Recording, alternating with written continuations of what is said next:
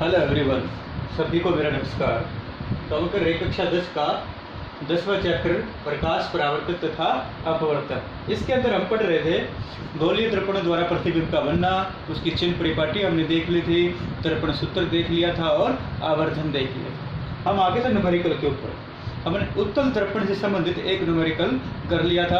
आज करते हैं हम अवतल दर्पण से संबंधित एक न्यूमेरिकल, और बाकी जो न्यूमेरिकल हैं आपकी बुक में आप उनकी प्रैक्टिस करोगे, इसी प्रकार से हल करोगे जिस प्रकार से हम यहाँ करते हैं। तो देखिए, अवतल दर्पण से संबंधित न्यूमेरिकल आ जाता है हमारे पास। अगला जैसे जैसे मैं आपकी बुक वाला एक उदाहरण लेता हूँ। कोई 4 सेंटीमीटर साइज का बिंब, बिंब क्या होता है? वस्तु। तो वस्तु का साइज कितना है? 4.0 सेंटीमीटर। तो देखिए, बिंब का साइज दे रखा है, और मैंने आपको बताया था बिंब होती है वस्तु, और वस्तु का साइज को हम किससे दर्शाते हैं? स्मॉल h से दर्शाते हैं। तो इसी प्रकार से लिखते जाएंगे h बराबर 4.0 सेंटीमीटर। अच्छा, उसके बाद है साइज का बिंब किसी 15 सेंटीमीटर फोकस दूरी के अवतल दर्पण। देखिए, हम पहले लिख लेते हैं दर्पण कौन सा है? अवतल दर्पण। तो अवतल दर्पण की फोकस दूरी दे रखी है कितनी? 15 सेंटीमीटर। तो 15 सेंटीमीटर का अवतल दर्पण है। तो देखिए, अवतल दर्पण की फोकस दूरी को क्या लेना? हमने ऋणात्मक लेना है। उत्तल दर्पण की फोकस दूरी को धनात्मक और अवतल दर्पण की फोकस दूरी को ऋणात्मक लेना है। तो फोकस दूरी होती है स्मॉल f से दर्शाते हैं, तो -15 सेंटीमीटर। उसके बाद देखिए क्या है, वस्तु रखी है दर्पण से 25 सेंटीमीटर की दूरी पर। तो वस्तु की दूरी को किससे दर्शाते हैं? सवाल u से। कितनी दूरी पर रखी है? 25 सेंटीमीटर दूरी पर। तो देखिए, मैंने आपको बताया था कोई सा भी दर्पण हो, कोई सा भी लेंस हो, हमेशा वस्तु बाईं ओर रखी जाती है, और वस्तु की दूरी को हमेशा हमें ऋणात्मक लेंगे, माइनस लेंगे। तो -25 सेंटीमीटर। तो इसमें पूछा क्या गया है? दर्पण से कितनी दूरी पर पर्दे पर रखा जाए कि स्पष्ट प्रतिबिंब प्राप्त हो। इसका मतलब प्रतिबिंब की दूरी हमें ज्ञात करनी है। और क्या ज्ञात करना है? प्रतिबिंब की प्रकृति तथा साइज भी ज्ञात कीजिए, और h डैश भी हमें प्राप्त करना है। h डैश क्या होता है? h डैश होता है प्रतिबिंब का आकार। तो ये चीजें हम ज्ञात करेंगे। तो देखिए, अभी क्या दे रखा है? फोकस दूरी दे रखी है और वस्तु से दूरी, बिंब की दूरी दे रखी है। अब हम इस्तेमाल करते हैं दर्पण सूत्र का। क्या है दर्पण सूत्र? ये देख, 1/v + 1/u बराबर है 1/f। ये है दर्पण सूत्र। तो दर्पण सूत्र का इस्तेमाल करेंगे हम।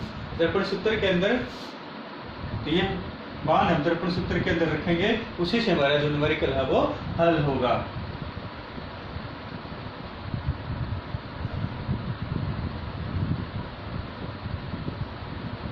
दर्पण सूत्र में रखने पर देखिए, 1/v, v का हमें पता नहीं है, निकालना है, प्लस 1/u, u कितना है? -25 बराबर है 1/f, f कितना है? -15। तो इस प्रकार से हमने इसको लिख लेते हैं। तब 1/v प्लस और माइनस, कल भी बताया था मैंने आपको, क्या हो जाता है? ये माइनस हो जाता है। तो -1/25 बराबर है -1/15। तो ये आ गया हमारे पास। अब देखिए, हमें v निकालना है, तो v को हम इधर ही रखते हैं और इसको दूसरी तरफ ले जाते हैं। -1/15 प्लस 1/25। इधर ये माइनस का था, इधर आके किसका हो जाता है? प्लस का हो जाता है। तो इसको हल करने के लिए क्या लेते हैं हम? देखिए, 1/v बराबर है, इसका लघुत्तम ले लेते हैं। तो 25 और 15 का लघुत्तम या एलसीएम कितना आएगा? 75 आएगा।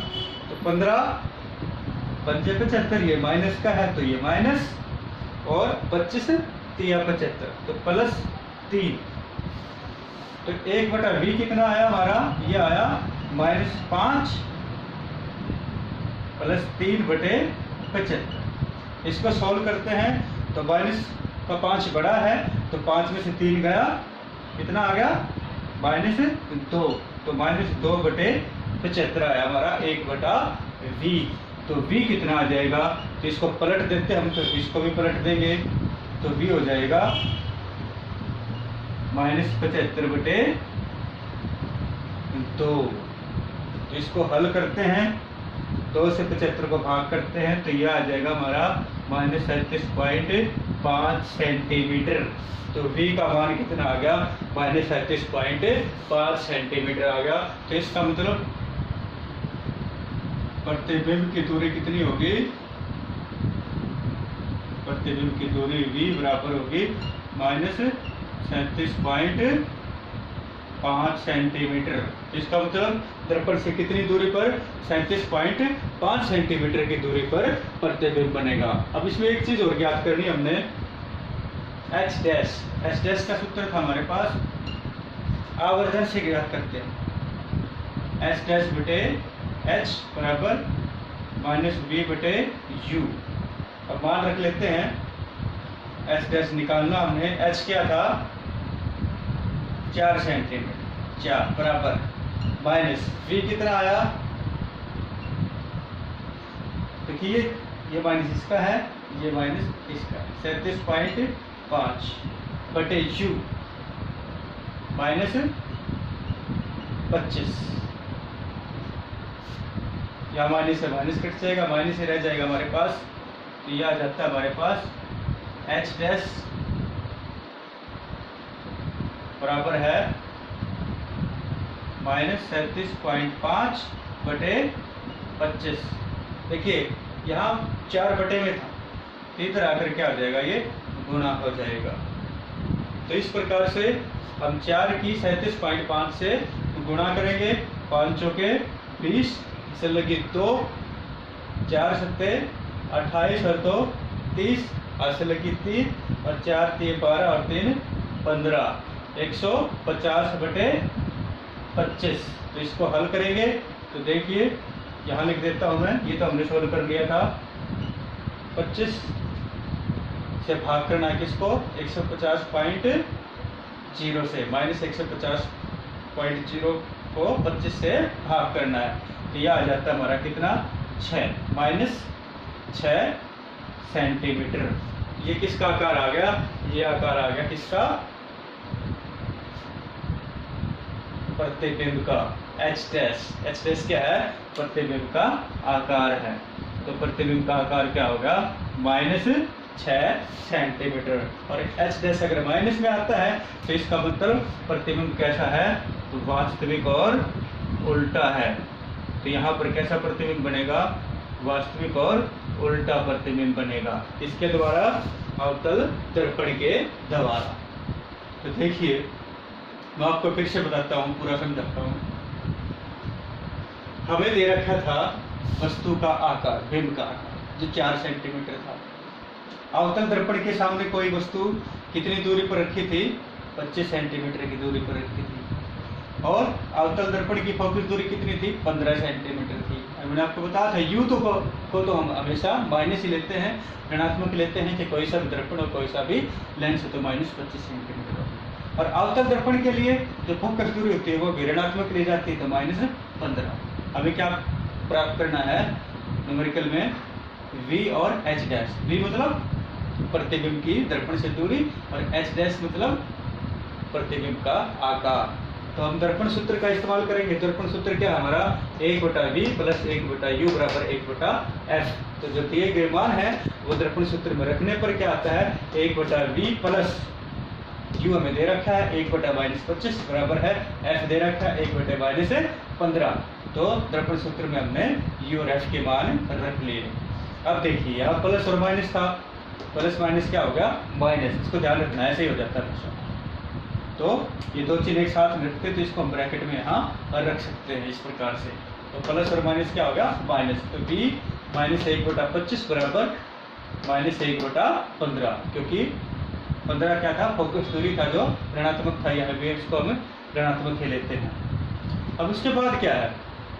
देखिए क्योंकि हमें v निकालना है तो v को अभी तक रखेंगे, बाकी इसको दूसरी तरफ ले जाएंगे।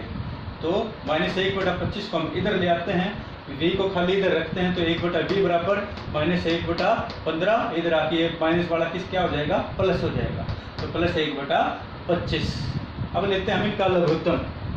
15 का और 25 का लघुत्तम सामर्थ्य कितना आएगा? 75 आएगा। अब सबको आप आता है ये लेने के लिए, क्योंकि आप 10वीं क्लास में हो। इस प्रकार से लघुत्तम निकालते हैं हम, इस आसानी से आप कर सकते हो। तो 75 होगा, इनका मान रखेंगे 15 पंजे 75। तो माइनस का था -5, ये प्लस का था 25 दिया 75 प्लस 3। तो क्या आ गया? 1/v आ गया हमारा -5 प्लस 3 बटे 75। तो माइनस का बड़ा है तो -5 प्लस 3, तो 5 में से 3 का -2 बटे 75 आ गया। अब 1/v आया हमारा बराबर -2 बटे 75 को। अब इसको पलट देते हैं क्योंकि v निकालना हमने, तो v बटा 1 हो जाएगा। बटे 1 को हम इग्नोर कर सकते हैं, तो v बराबर है -75 बटे 2, और 75 को 2 से भाग करेंगे तो कितना आ जाएगा? 37.5। कितना आ जाता है? 37.5 आ जाता है। तो ये आ गया -37.5। तो v आ गया हमारे पास, v क्या है? प्रतिबिंब की दूरी, यह आ गया 37.5 सेंटीमीटर। तो दर्पण से कितनी दूरी पर? 37.5 सेंटीमीटर की दूरी पर प्रतिबिंब बनेगा। उसके बाद हमें एक चीज और निकालनी थी, एच डैश। एच डैश क्या है? प्रतिबिंब का आकार। तो आवर्धन का सूत्र इस्तेमाल करेंगे। ये था आवर्धन का सूत्र, m बराबर है एच डैश बटे एच बराबर माइनस v बटे u। तो मान रखते हैं एच डैश बटे एच कितना था हमारा? 4। देखिए 4 था, एच डैश हमें निकालना है। तो एच डैश बटे 4 बराबर है v, पहले ये माइनस का निशान लिखा हमने। v कितना था? -37.5 u बटे u। u कितना था? -25। क्या माइनस है? माइनस कैंसिल, एक माइनस बच जाता है। तो यह आ गया हमारा 37.5 बटे 25। ये भी एच या 4 बटे में था, एच डैश 4 इधर ले आते हैं तो ऊपर क्या हो जाएगा? गुणा हो जाएगा। तो 37.5 की 4 से गुणा करने पर कितना आता है? 150 आता है। तो 150 बटे 25 आ गया हमारे पास, और 150 को जो 25 से भाग करेंगे तो कितना आता है? 6 सेंटीमीटर आ जाता है। और ये 6 सेंटीमीटर क्या आ गया? प्रतिबिंब का आकार आ गया। तो प्रतिबिंब का आकार कितना होगा? 6 सेंटीमीटर होगा। अब माइनस में आया है, तो जब माइनस में आता है प्रतिबिंब का आकार, तो प्रतिबिंब कैसा होता है? वास्तविक और उल्टा होता है। अच्छा, हम यहाँ पर एक चीज और बता सकते हैं कि प्रतिबिंब का जो आकार है वस्तु से छोटा है या बड़ा है। देखिए वस्तु किस आकार की थी? बिंब का आकार क्या था? 4 सेंटीमीटर, और प्रतिबिंब का क्या है? 6 सेंटीमीटर। इसका मतलब प्रतिबिंब क्या है? वस्तु से या बिंब से बड़ा है। तो इसी प्रकार से आप बाकी जो संबंधित न्यूमेरिकल हैं अवतल दर्पण से और उत्तल दर्पण से, आप उनको इसी भांति पूरा स्टेप टू स्टेप करोगे और उनकी अच्छे से प्रैक्टिस करोगे, क्योंकि एक न्यूमेरिकल पक्का दर्पण से संबंधित आपके एग्जाम में आता है। Thank you.